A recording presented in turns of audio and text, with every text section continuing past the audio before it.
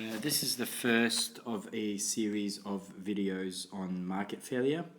This video in particular will be more of an introduction to the idea of market failure. So we're going to define and explain the meaning of the concept of market failure and introduce the main types of market failure that will be covered in the rest of the series.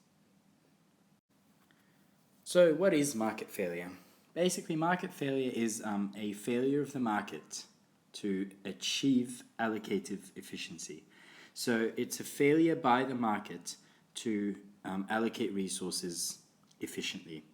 When market failure occurs, this results in one of two things: either an over allocation of resources, that means that there's an over provision of a good, or an under allocation of resources, that means there's under provision of a good.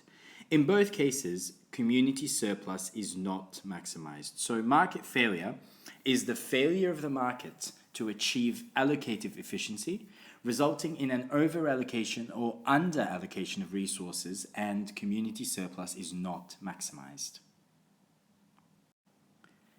So there are 6 main types of market failure that we will cover in the IB syllabus. 4 of them are for standard level and 2 of them are for high level only. So what are those main types of market failure? The first is the occurrence of or the existence of negative externalities of production and consumption. This will be one video in the series.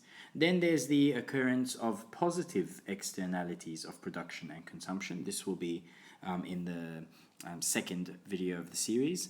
The third type is lack of public goods. We'll find out what that means in another video in the series. And the last one that will be covered is common access resources and the threat to sustainability.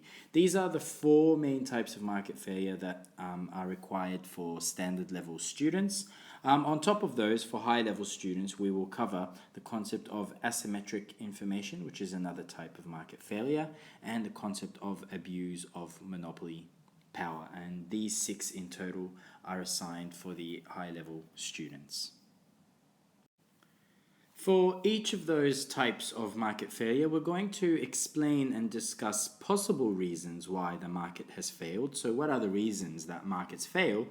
And we're also going to evaluate possible courses of action that governments can take to try to correct that market failure. So there's going to be an explanation and discussion of the reasons and an evaluation of the possible government responses to rectify that market failure.